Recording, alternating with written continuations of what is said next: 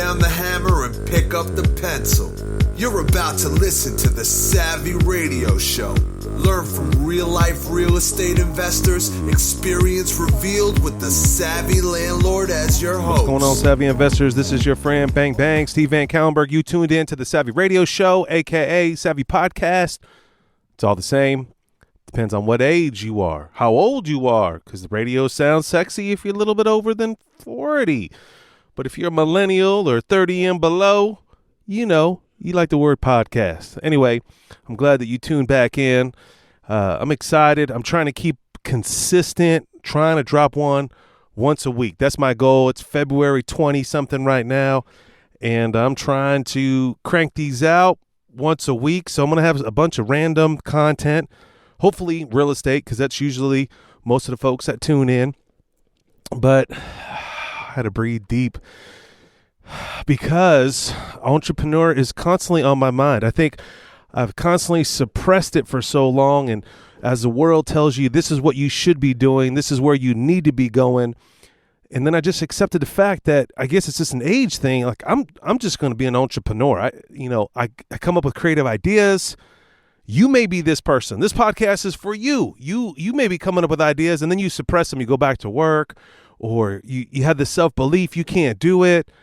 And I'm telling you right now, that's all hogwash. You can do anything you want to do. This life is super short.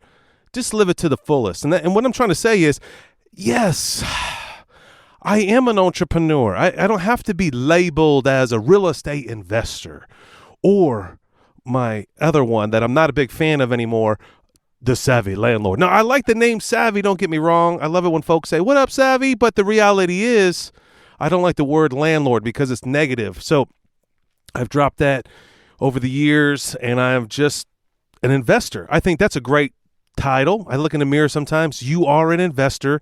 How do you buy assets? How do I get a return on ROI? And then where it boils down to, what do I really like to do? And I'd like to be an entrepreneur. I love to help people. I come up with solutions for problems. I see disruption, and I want to partake in that and benefit from that. So my big undertaking that I've just finally accepted these last couple of years, entrepreneur. Now, if you study entrepreneur in some circles, it's a negative thing. They take the money, the business fails, they run off, okay? There's positives and negatives in all things. Whoever you invest in, it may be an entrepreneur or invest in yourself. You're investing in something. You need to do your due diligence, okay? So, but I want to be an entrepreneur, aka business person. I like real estate. I think it's a great vehicle. It's definitely a vehicle to scale, to grow, to leverage. Man, that's why I'm in it. I probably will always be in it. If you've been following me at all, if you know me personally, I'm trying to transition from single family, bang, bang, I'm out, moving into commercial. Not for the bigger numbers, just because I just like to learn a new skill set.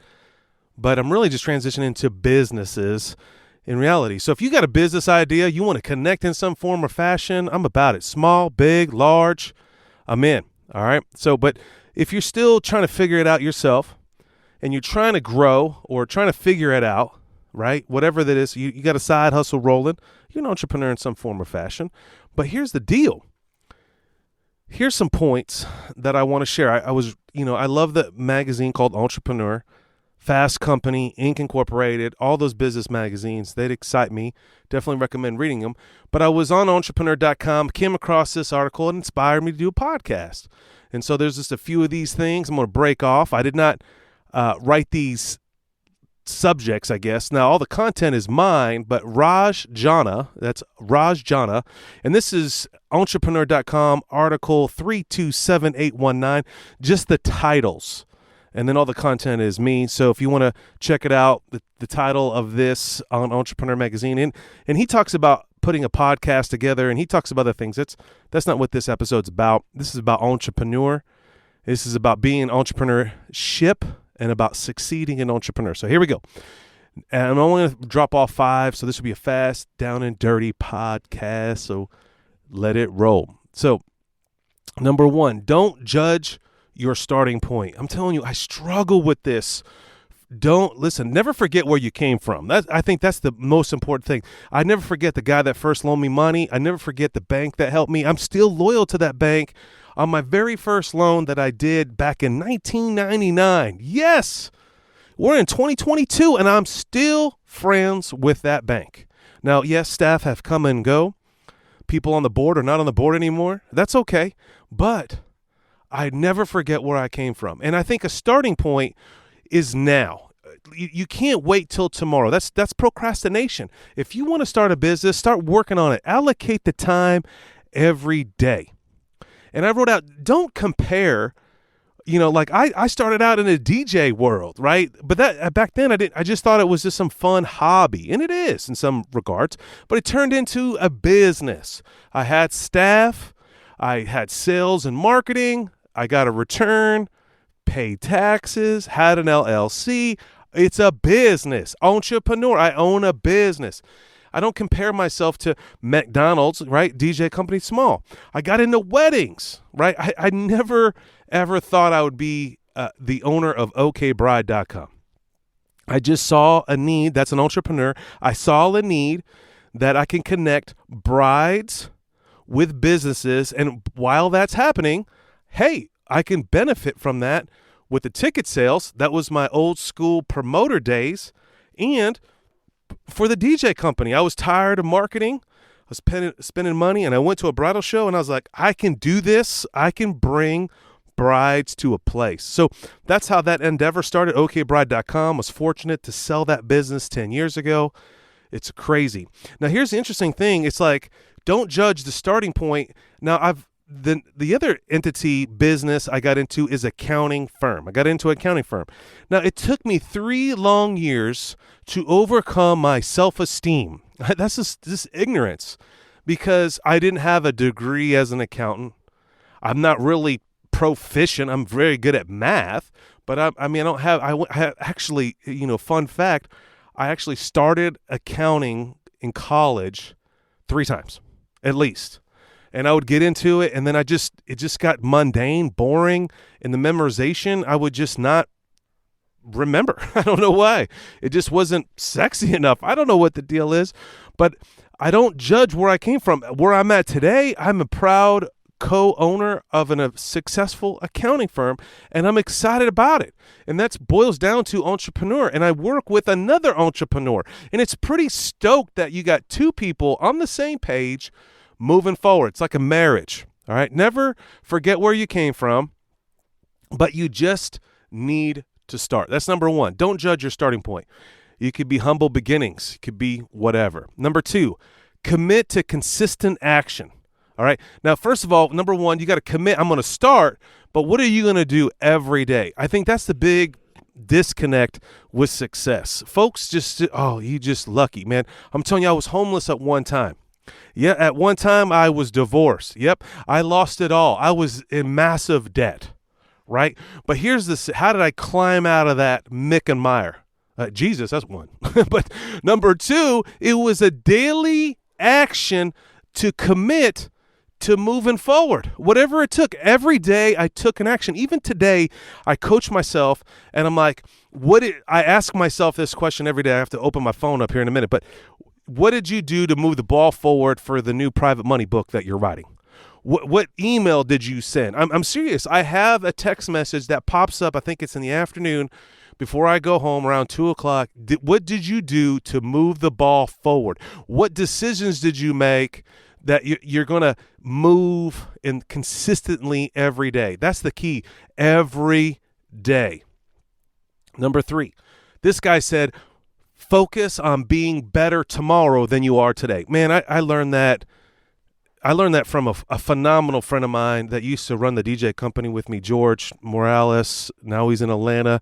He doesn't listen to the podcast, but he's out doing his own DJ company down there in Atlanta. Phenomenal guy. And every day he would ask himself, what did I do today that I grew in some form or fact? What's one thing that I've done today that I would have not done any other day? And I've always admired that. And he would lay his head down. What's the one thing that I learned, or what's the one thing that I did that I would not have done? And so, that boils down. It reminds me of Tony Robbins. He had this thing called Kanai. constant and never-ending improvement. It's on a daily. So you got to be better tomorrow. Focus on being better tomorrow. So if you failed in your food, tomorrow I'm going to be better. I mean, that's entrepreneur. I'm gonna, I failed with a contractor. I'm gonna buy a better. I'm gonna find another better contractor. If you don't know taxes, then you need to learn taxes. Every year, I'm like, did I put enough money in my HSA account? Did I loan out my IRA this year? Try something new, better than you did today, and constantly be improving. It just has to. Can you read one more page? Can you spend 5 more minutes reading? I know reading is hard for folks. How many audiobooks can you put in your mind? Are you documenting? I think that's the other thing. This year, 2022, man, I'm really dialed in on my goals every morning, every afternoon, every evening. I am looking at them. I'm studying them. It's numbing. It is numbing. But I'm telling you, I know Napoleon Hill did it. Grant Cardone, if you got to follow that dude, he did it. Okay, I think all successful people do it. Elon Musk does it. Okay, so when I do that, I don't know why I just dropped off my thought. Let's move on. Number 4, fail as fast as you can. That's just how it rolls. You got to fail. I've talked too many podcasts on this. I've read too much on this. The first time I really accepted the fact, remember I had a low self-esteem, didn't think I could own an accounting firm because I didn't have a degree. And now we have a thriving business 3 years later, almost 4 years later, we're killing it. Just excited about that process. But there was a book that touched me, John C. Maxwell, called Failing Forward. And I think that was the first time that just gave me permission. Hey, it's okay to fail, because society says you can't, you're a failure. You get made fun of as grade school. You got to always be perfect. I even see it in my own kids. No one wants to fail. No one wants to know they made a mistake, right? Because you get sculled, or you get put into the smaller group, or you might have to ride a different bus. You hear me? Beep, beep. All right. But the success, the reason why I'm even successful, I think, is because I just keep getting picked back up. And the faster you can fail, the better. Every time I'm working on this book, I keep failing. I feel like I got to get better. I got to hire a better editor. I got to hire a better artist. I thought I was really good on some of my artwork, and then this company that I used to use, this guy I used to use, it failed. I got to get back up on a horse, and I got to fail more. All right, number 4, fail as fast as you can. Take risks, allocate cash so you could fail. So when I hire virtual assistants, I know I'm going to fail, so I'm prepared for that. Number 4, fail as fast as you can. Come on. You want to be an entrepreneur? This is the only way you could roll. This is how you could do it. Number 5, fever in a funk. Learn from people who have done what you want to do. I know that just sounds so familiar. We've talked about it. Personal development. You've heard this before, and I don't think you can say it enough. There's a timing issue, right? In my time, I was just looking at my April schedule. I have some events, and I had some free time in April. Right? That might be my time to mentor you. Woo, come on. You know what I'm saying? You got to learn from people who have done what you wanted to do before. You got to invest in mentors and ask for mentorship. You got to invest in courses. I have a course on VA, virtual assistants, and 2 people that I've known specifically have taken that course and done it. One of them is a millionaire, and the other one sold a business. Invest, a $300 course. What could it do for you? I have a goal right now I don't know if you've been to this, called masterclass.com. And I want to be a better writer. Like after I get through this year, I got these goals. After I rock out this book by the summer, that's a goal. I want to take a course on Masterclass on how to be a better writer. Invest in courses. Could be $100, $50, Udemy. Could be from someone like me. Could be from someone else that you want to be a part of their success. Invest in a course. I love this skill. This is something that my wife taught me. I've mentioned this before in a podcast. I'm sorry if I repeat myself, but this may be your first podcast, so we might as well break it off. If you've heard this before, hey, mirror someone else. I learned this from my wife when we were dating. I'm like, how'd you get into radiation therapy? I mean, like, that's just not like, well, she's like, my dad wanted me to be a pharmacist, and I went to pharmacy school, and it didn't go well, and and I had to look for a different career. And I, went to OU Med, blah, blah, blah. I was like getting all excited. There's my payday. No, I was just playing. And she said, I mirrored somebody. I'm like, you did what? Yeah. She's like, I called this lady and said, hey, could I hang out with you for a week? And she followed this person as a radiation therapist. And then next thing you know, she felt called. That's what her career was going to be in. And of course, she's a stay-at-home mom for the last almost 9 years because real estate's so phenomenal. You can retire people, right? You don't have to rely on 2 incomes. You could rely on 1 income as real estate, and then you can have whatever you want to do. Mirror somebody. I mirrored somebody when I first started in 1999. I read an ad in the paper. I called this dude. I tried to buy this house with owner financed, and we became, fast friends at that moment. And I just rolled with this dude. He had this tiny pickup truck. I'm 6'2", and he had like a Ford Ranger, the old school where you can't recline it back. You hear me? And I would my knees were in my throat, and I would just drive around, ask him 101 questions. Sometimes that's what you need to do. You can say, hey, man, what you got going on? I just want to roll with you. And if someone says, yes, man, jump on the opportunity, I would. Invest in books, events, seminars, and workshops. That kind of goes in lines with courses. But listen, you got to be an avid reader. All right, leaders are readers. We talked about this 100 times. I'm going to say it again. The more you know, the more you make. Go to events. Go to seminars. Seek them out. There's no excuse. All right, you can go to meetup.com. You can Google up. I Googled up the other day. I want to go to the next level as an entrepreneur. I Googled up entrepreneur seminars, and then there was an article that listed every single entrepreneur seminar all over the country, usually in major markets. You can go to franchise. I'm telling you, Franchise Expo. You can go to Ad Tech. It's awesome. I don't know if you've been to that. If you're into technology and advertising, woo! I've been to a couple of those off the chain. But here's the thing. You're looking at the price tag. But what about the relationships you meet? The people that mean the most to me in my life today, I have met at going to conventions and seminars. No joke. Homies that I talk to on a regular basis are from conventions and seminars. Success is from meeting like-minded people. We connected. People that have loaned me money that are in my network. Bam, I've met them through seminars. Now, that's the 5. Let's repeat them again. 1, don't judge where your starting point is. Do it right now. Start today. Start a business right now. Be a real entrepreneur. Commit to consistent action towards it. I have a thing on my phone. What did I move forward today? Focus on being better tomorrow than you are today. Become a better leader. Hire better people. Where did I go wrong? Ask for feedback. Okay? Number 4, fail. Just practice failing. Number 5, learn from other people.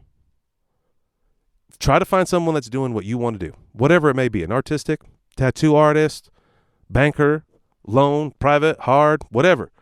Find somebody. Real estate investor, entrepreneur, business. The sooner you start, the sooner you benefit. Thanks for tuning in to the Savvy Radio Show. Bang, bang. Go to savvyinvestors.com. Trying to keep this consistent. If you have any suggestions or a subject or a question, or hey, you want to be on the show and I need to interview you. I think it's about time that I interview somebody. I'm getting tired of my own voice. Let's hear from somebody else. Go to savvyinvestors.com. Let your boy know. Have a fabulous day. Thanks for listening to the Savvy Radio Show. Glide online and listen to our other motivating episodes at savvyradioshow.com. Connect on Twitter at LandlordBook and always be buying assets.